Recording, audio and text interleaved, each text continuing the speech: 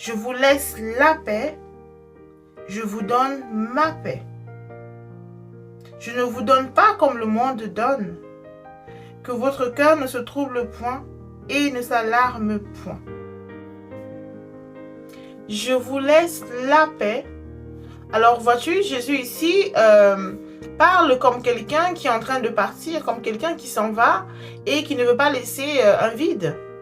Il veut leur laisser quelque chose, pas un objet, pas une solution extérieure, mais il leur laisse la paix. Il continue en disant « Je vous donne ma paix ». Donc pas une paix générale, pas une paix quelconque, mais une paix qui lui ressemble, une paix qui vient de lui, une paix qu'il a lui-même vécue, même au milieu de la tempête. Il va encore plus loin en disant « Je ne vous donne pas comme le monde donne ». Donc cela signifie tout simplement que la paix du monde, en fait, elle dépend des circonstances.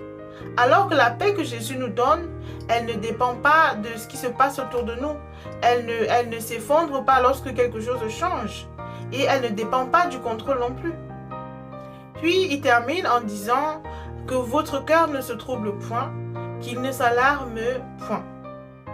Alors Jésus ici ne parle pas de supprimer les difficultés, mais il parle de cœur.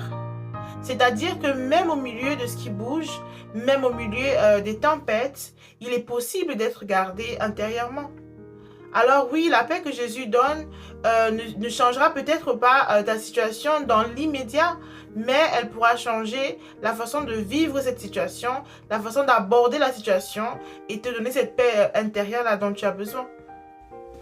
Alors imagine maintenant une mer agitée.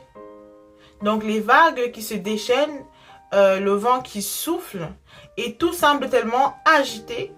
Et pourtant en profondeur, il existe un calme qui ne se voit pas en surface. Un calme qui ne se voit pas en surface, mais qui est bel et bien présent dans la profondeur. Donc une paix qui ne dépend pas de toi, mais qui dépend de la présence en toi. Souvent, quand on parle de paix, eh bien, on imagine tout de suite une vie sans problème. Mais cette manière de voir les choses nous placera toujours en attente constante. Oui, parce que dans la vraie vie, il y aura toujours quelque chose. Il y aura toujours une pression, une inquiétude, un stress, une tension, une agitation, donc une peur intérieure qu'on n'arrive pas à contrôler. Et si notre paix dépend uniquement de ces choses-là, eh bien, elle est fragile et elle sera toujours fragile. Jésus, lui, propose une paix qui ne dépend pas de ce qui va bien, mais de celui qui est là.